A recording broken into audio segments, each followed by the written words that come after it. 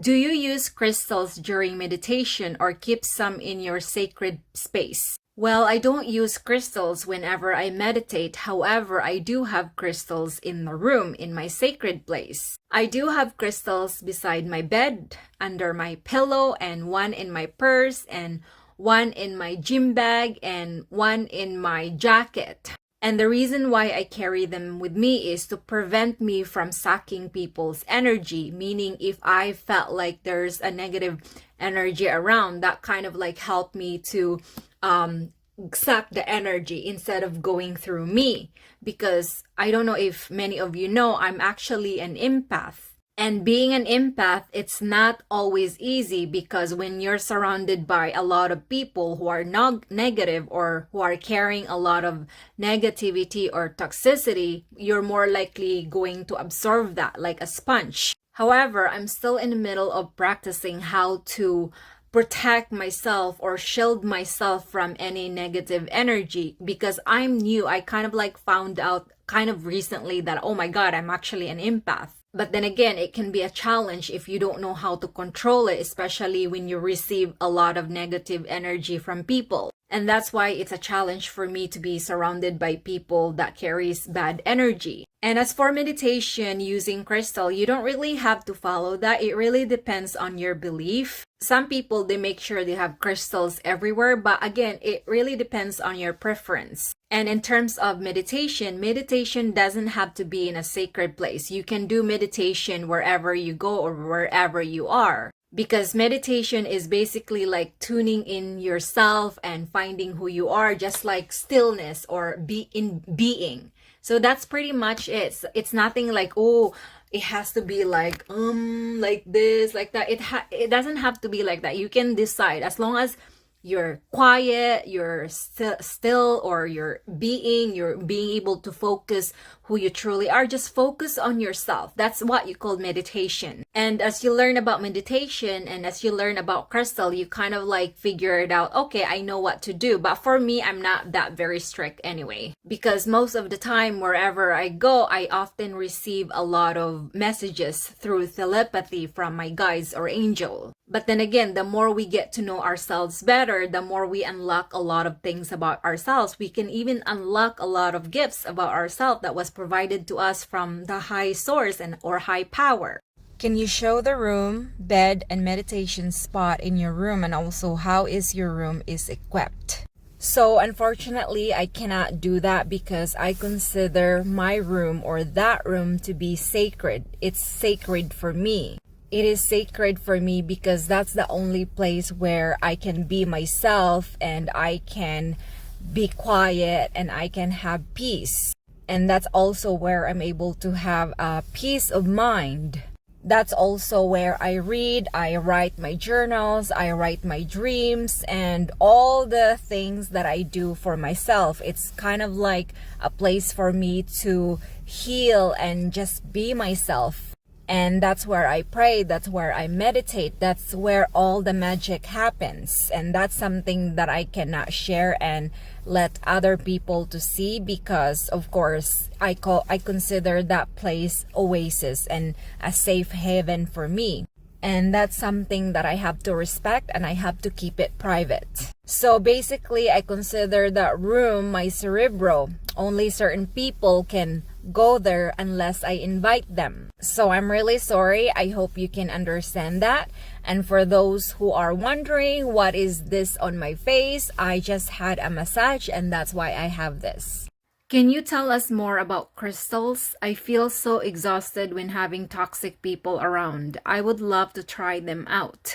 Well, to be honest with you, I tried crystals and I even tried meditation and imagining a white light covering my entire body to protect me, but it seems like so far it's not really working for me. Maybe because I need to do a lot of practice when it comes to protecting myself from negativity or in terms of toxic people. That is my struggles right now, because I do have a hard time, or I have challenges being around with people, especially older people, because when I'm around with people, not necessarily just older people, I can get older energy. Like, they don't have to be negative or toxic. they can be like, weak, or maybe they have some sort of like symptoms that it makes them sick, or maybe they're having anxiety. So that's why I'm like sucking everything. And then it does make me feel so exhausted and so tired. It almost feel like I'm depressed after that. And then I would come home and I feel so weak and I just want to go to sleep. But I'm pretty sure one day I'll be able to find a way how to protect myself from energy vampire. And 2 years ago, I found out that I'm actually a Hyoko empath. I don't know if you're aware what that is. So Hyoko empath is the most sensitive empath out there. When you're a Hyoko empath, it's considered a gift. But if you don't know how to use the gift, it's considered a bad luck. And that is why I'm really working on how to use this gift, because if you're not doing anything about it, it can actually affect your life. And the thing is, I'm on the spiritual journey right now, and I notice about myself that the more I am aware of what's going on with me, the more I'm able to feel so sensitive about my body. So yeah, it does take a lot of practice to protect yourself from any negative energy or toxic energy, but I'm really hoping I'll be able to find a crystal, a proper or the right crystal for that. And also I'm hoping that for you, you'll be able to find the kind of crystal that you do need for yourself. Thank you so much for your reply and honesty. That's exactly how I feel as well. My mom is never happy for anything I do for her. No good goes unpunished, and this just drains me mentally so much. To tell you, my friend, don't be too hard on yourself, because you know why? You are not the only one who's dealing with this kind of situation. I'm assuming you're an empath, and if you are an empath, you're more likely to attract a lot of narcissist people in your life. Meaning you are prone to people or magnet to people who are narcissists, toxic, and negative people in your life. And unfortunately, this is what most empaths deal with, is to face or deal with a lot of narcissist people in their life. The narcissistic person or narcissistic traits could be your mom, your dad, the person you are in a relationship with, friends and family or relatives. They could be anybody, and that is why most of the time, if you don't know who you are as a person, or if you don't know what your purpose here on earth, you're more likely to feel sad or feel depressed, or you just feel like, oh my God, am I being punished? Why am I feeling this way? Because even though I feel like I'm a good person, why are the people are so mean to me or bad to me? You tend to ask a lot of questions. Why me? Why not them? Well, the thing is, why not you? But then again, I'm telling you, don't feel so bad about it, because you are not the only one.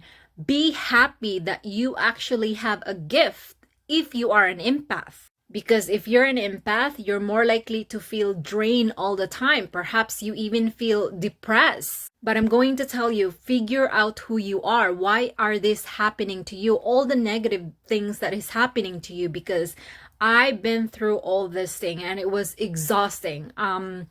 Fortunately now I'm able to manage how to stay away from toxic people.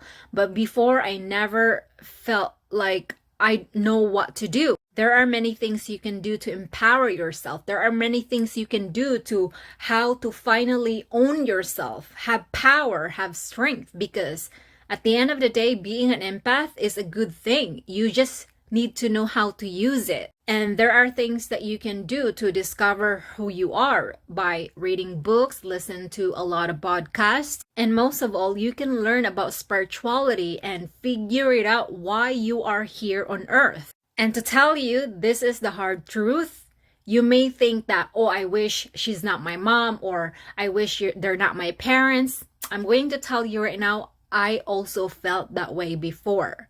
But now I am so thankful that my parents are my parents, because there's a reason why your mom is your mom, and there's a reason why my parents are my parents. In fact, before we came down here to earth, we actually choose our parents here on earth when we were up there in the universe.